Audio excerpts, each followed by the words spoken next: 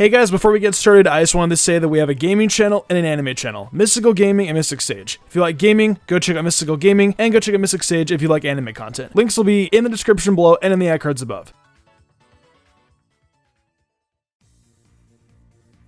So before we start this video, I just wanted to get this out of the way. No, I haven't seen the leaks, no, I don't intend to look at them or talk about them, and no, I don't want you guys to try to talk about them with me. With that out of the way, let's talk about the regional variants. One of the greatest concepts introduced to the Pokemon series, as we've discussed, regional variants are based off of the theory of Darwinian evolution. Much like how animals can evolve differently depending on the region of the world they are in to better fit their environment. That is now the case in the world of Pokemon. It's just a fantastic concept that honestly, if Game Freak chose to stop introducing new regional variants in the future, I'd be extremely saddened. Regional variants just give so much potential for breathing new life into old Pokemon, while also showing respect towards the culture of the different regions that the Pokemon are based in. Galar has shown some great potential with this concept, with adding some incredible designs, as well as not limiting us to only Kanto Pokemon on the receiving end of these form changes. Naturally, this makes me think about all the possibilities that there are for Galarian forms. So today, I'm bringing you the top 5 Galarian forms for Pokemon Sword and Shield. In this video, we'll be showcasing their designs, the origins of their design, typings, stats, and a potential moveset it could have access to. And I do say we, as I have a friend joining me today to talk about these 5 amazing Pokemon. Go ahead and introduce yourself, bud.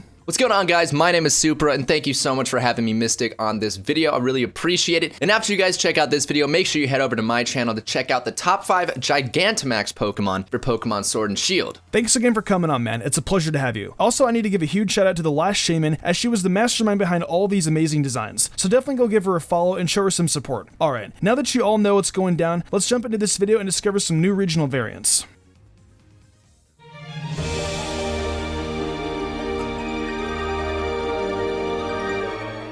So starting off this top 5, we have one of my favorite Pokemon, Roserade. Roserade is a grass and poison Pokemon that is based off of a rose naturally, as well as a masquerade mask. This design is already so cool and shows off a lot of elegance. Well, this Galarian Roserade trades its elegance in the knighthood, and I gotta say, I'm a really big fan. The hands changing from a bouquet of roses to a lance and a rose shield is just fantastic. Funnily enough, Shaman was working on this design right before Surfetch was revealed. Talk about a like-minded coincidence. But even with Surfetch's existence, that doesn't mean something like Galarian Roserade cannot exist. And that lies within the origin of its design. Galarian Roserade's design draws inspiration from the Wars of the Roses, a series of civil wars between the House of York and the House of Lancaster to claim the English throne. The shield Galarian Roserade actually takes a lot of inspiration from the White Rose of York. These wars eventually ended with King Henry VII marrying Elizabeth of York and starting the Tudor dynasty. Peace and union was eventually made, but not before 30 years of tragic war, which leads us into our typing. Given the inspiration behind the design, I think it's safe to assume Galarian Roserade's typing will go from grass poison to grass and fighting. I mean, how could it not? For its stats, we're not really going to distribute them significantly different from what we have now. Just a simple flip-flopping of its physical and special stats, giving it 125 attack and 70 special attack, as well as 105 defense and 55 special defense. For its abilities, I definitely say keep Poison Point while moving Technician from its hidden ability spot to its secondary ability. And then for the hidden ability, it could gain access to huge power to really take advantage of the high attack stat. And then for a solid moveset it would have access to, I'm thinking Sacred Sword, Leaf Blade, Poison Jab, and Belly Drum. With these moves, the stat rearrangement, and ability choices, I think a Galarian Roserade like this would be welcomed with open arms to the competitive scene. Overall, I just love everything about this form of Roserade and definitely hope we could get something like this for Pokemon Sword and Shield.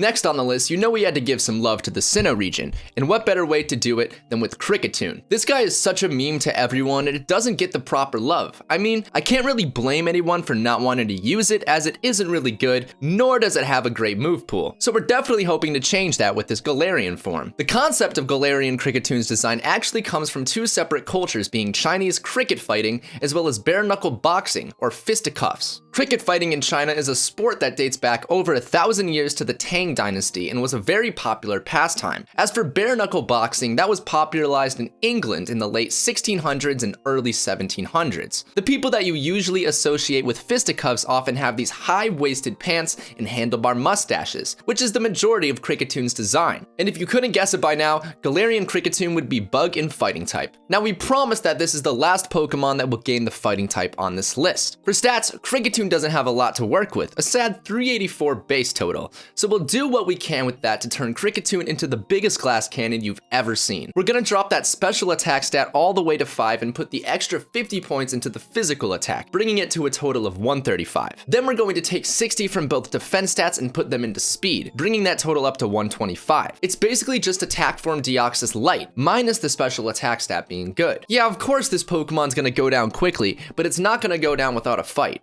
And for the abilities, we believe keeping Technician as a regular ability is great, and opting to give it Speed Boost as a hidden ability would really give it the edge in being useful. If you can't take it down the first time, it's just going to get harder for you. For the moveset, it should definitely have X-Scissor, Close Combat, Night Slash, and Thunder Punch, a super strong set of physically attacking moves that will more than likely take out the competition, leading right into a speed boost. This would be a great strategy for the new Galarian form and would be a great refresh to such a hopeless Pokemon.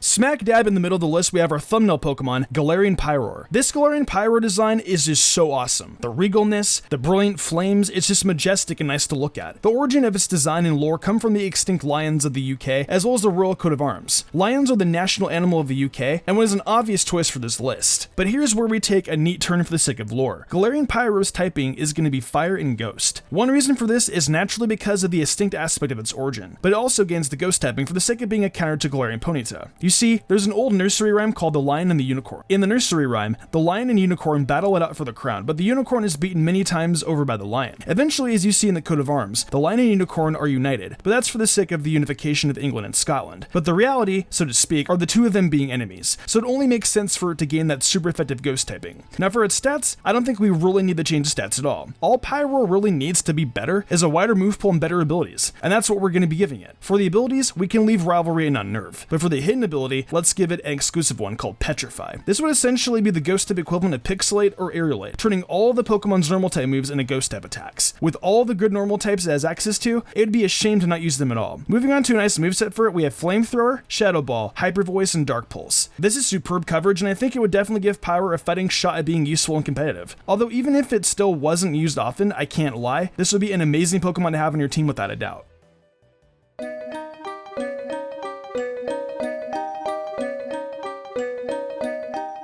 In the number 2 spot, we definitely have one of the most interesting options on this entire list, being Furret. The Furret line are the early route normal types of the Johto region, and are very cute and innocent looking. Well, we're gonna mess that up a little bit here today with our Galarian Furret. This Pokemon is definitely strange, but please let me explain, and I promise everything will make sense soon enough. The typing is the next surprise on this thing, being Poison and Fairy. Why such a dramatic change? Well, that is because the origin of this form is a deep one. You see, ferrets are just the domesticated form of the European polecat, but when we take a look at the mythos of the polecat, we find that it's actually a symbol of the Greek goddess Hecate, as well as serpents, which explains the longer serpent-like body on Furret. So what is Hecate the goddess of? Well, she's associated with many things, but most well known are for magic, witchcraft, knowledge of herbs and poisonous plants, and ghosts. So there really are a lot of type combinations that we could have gone with. Psychic Poison, Ghost Fairy, Fairy Dark, but at the end of the day, Poison Fairy just felt right. This is honestly one of the most fun designs on the list simply because of how deep that lore goes, so that's why we put it at number 2 on the list. So moving on to its stats, we're just gonna shave off 30 from its special attack and give it right to physical, bringing it to a total of 106. This won't really make it the best Pokemon in the world, but it'll be fast and strong enough to at least have some consideration for being used. For its abilities, we'll have Poison Touch and Stench for its standard options, and as for its hidden ability, we're gonna go with Aroma Veil. Now, its move pool is going to have to change quite a bit to accommodate the drastic typing shakeup, but we've got you covered naturally. We've got Gunk Shot, Play Rough, Shadow Claw, and Brick Break. Even though it wouldn't be normal typing anymore, it definitely should still have access to that colorful move pool while having a few new additions. Furret definitely is a great contender for having a Galarian form, and with something as dope as this concept, I think it could happen.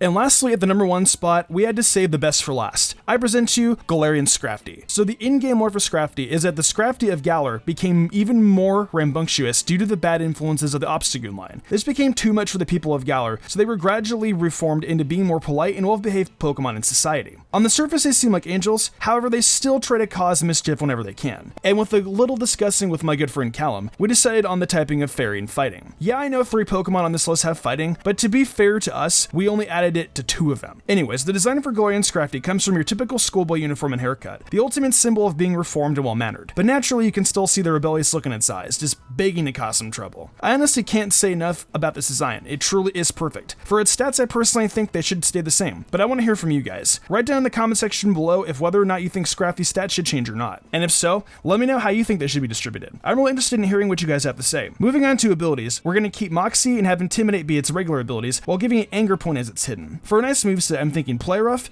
Brick Break, Sucker Punch, and Zen Headbutt. I think it's a solid touch for Scrafty and a great end to this list of amazing Galarian forms.